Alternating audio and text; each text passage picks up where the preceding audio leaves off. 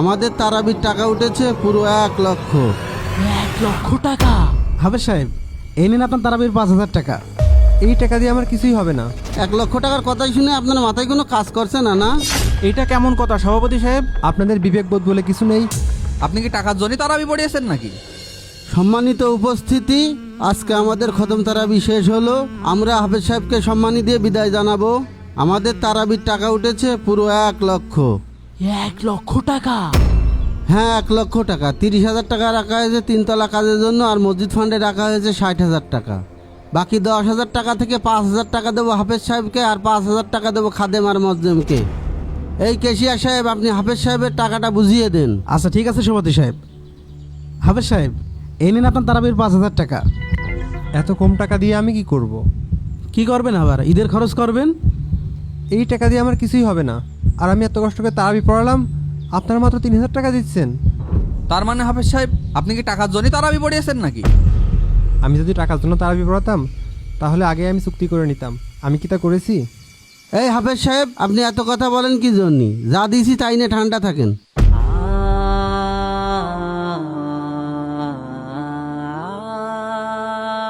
এটা কেমন কথা সভাপতি সাহেব? আপনাদের বিবেকবোধ বলে কিছু নেই? আমার ব্যাপার সম্মানীটুকু তো আমাকে বুঝিয়ে দিবেন নাকি? কেশিয়ার সাহেব, 1,00,000 টাকা তো অনেক টাকা, এত টাকা উঠলো কিভাবে? আমরা ওই টাকা তুলতেছিলাম তখন। আসসালামু আলাইকুম চাচা। ওয়ালাইকুম আসসালাম। আমাদের মসজিদের হাফেজ সাহেবের জন্য তারাবির টাকা তুলছি, টাকাটা দেন। আচ্ছা দাঁড়াও, দিচ্ছি। এই নাও। চাচা 10 টাকা দিচ্ছেন, কমপক্ষে 50 টাকা তো দেবেন। হাফেজ সাহেব এত টাকা দিয়ে কি করবে?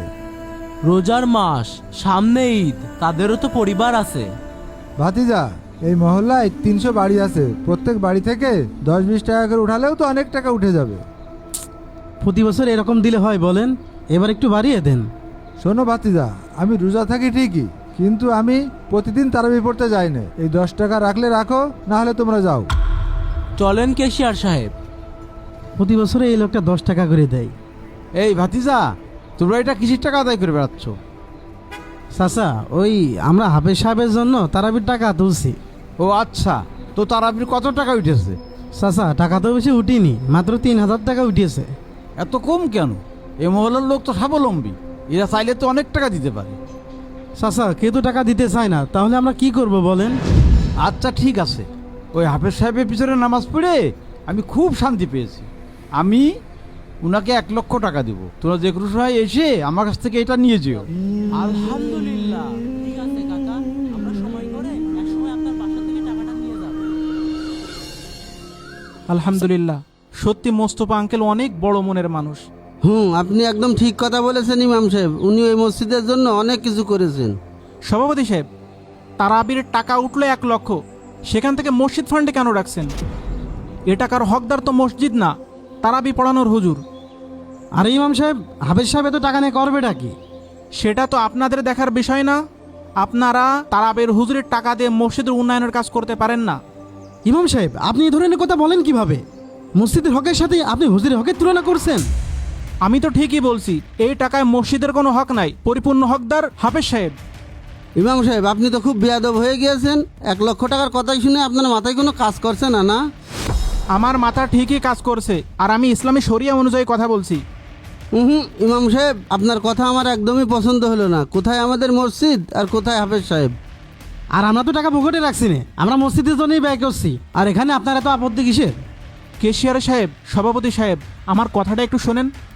আপনারা যে টাকা তুলেছেন, কোন উদ্দেশ্যে তুলেছেন? কে, আপনি জানেন না আমরা তারাবির উদ্দেশ্যে টাকা তুলেছি?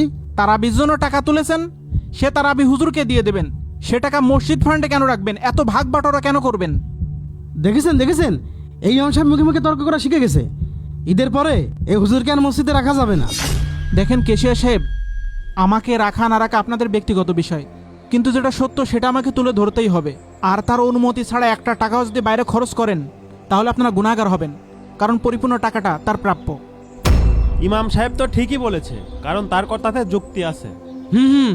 এই টাকার হকদার তো মসজিদ না, এই টাকার হকদার তো হাফেজ সাহেব। আর তাছাড়াও মোস্তফা আঙ্কেল তো আপনাদের মুখ দেখে টাকা দেয়নি, টাকা দিয়েছে হাফেজ সাহেবের জন্য। ঠিক বলেছেন। তাই বলে কি হাফেজ সাহেবের 1,00,000 টাকা দেবে নাকি? হ্যাঁ, আমরা দাঁড়িয়ে কষ্ট করে নামাজ পড়িনি, আমাকে হাদিয়া দেবে না? অধিকাংশ মসজিদে এই কাজটা করা হয়। টাকা তোলা হয় তারাবির উদ্দেশ্যে, কিন্তু সেই টাকা খাদেমকে দেওয়া হয়, মুয়াজ্জিনকে দেওয়া হয়, মসজিদের ফান্ডে রাখা হয়। এটা সম্পূর্ণ গুনাহের কাজ। আরে হাফেজ সাহেব কষ্ট করে তারাবি পড়িয়েছে, তার টাকা চাইতে হবে কেন? আপনারা খুশি খুশি তাকে টাকাটা দিয়ে দেবেন। এমনিতে আপনারা টাকা কম দিচ্ছেন, হুজুরের হক মারছেন। একটা কথা মাথায় রেখেন, এর জবাব কিন্তু আল্লাহর কাছে অবশ্যই দিতে হবে।